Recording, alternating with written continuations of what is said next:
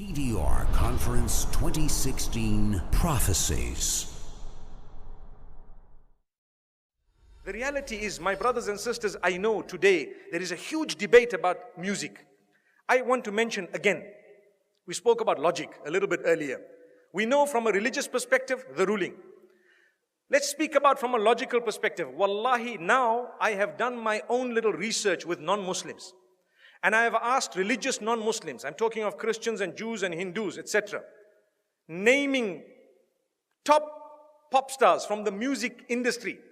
Would you allow your children to listen to this person? Never. Would you allow them this? Never. Would you allow them that? Never. Why? It's dirty, it's immoral, it's filthy, it's degrading, and it's unacceptable. Not in my home.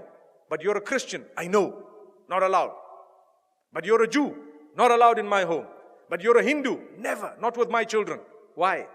Because the industry is dirty, that's what it is. So people argue, no, there is maybe perhaps, I do agree. Perhaps the duf is permissible within certain limits, Perhaps if you are singing an Islamic song with beautiful meanings, perhaps within limits, there is a certain permissibility. But here I'm speaking of the musical instruments and the music industry, whereby people start shaking. I don't even know what. It comes naturally. They say it's natural. It's not natural. It's shaitan's way of controlling you.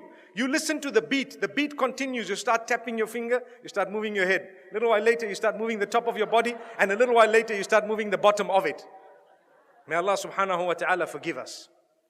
And the words have become so dirty, my brothers and sisters, that it is a sign of the hour. And people say, nothing wrong. My brother, you have a beard that reaches the ground and you're still bopping. Astaghfirullah. May Allah forgive you and forgive all of us. You cannot do that.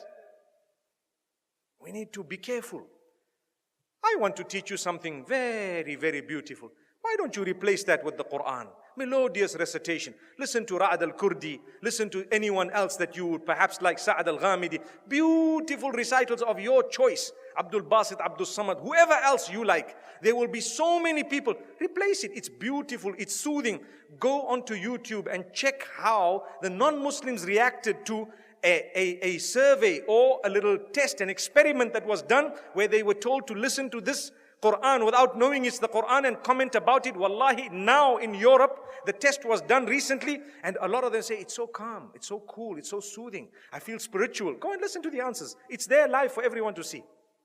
And we Muslims who have the Quran, we are not achieving any soothing, no comfort, no nothing from this. How and why? Surely you can replace it. I would rather be resurrected and arrive in the presence of Allah subhanahu wa ta'ala, having known as a person who gave up dirty music for the words of yours, O Allah. I didn't want to listen to all of this. I gave it up. I know there was a debate about halal, haram. I do know the majority of the scholars said it's not permissible. I do know some of them said, okay, within a certain scope it's okay. But remember, those who say within a certain scope it's okay, none of them say that the musical industry of today is permissible. Not even one of them.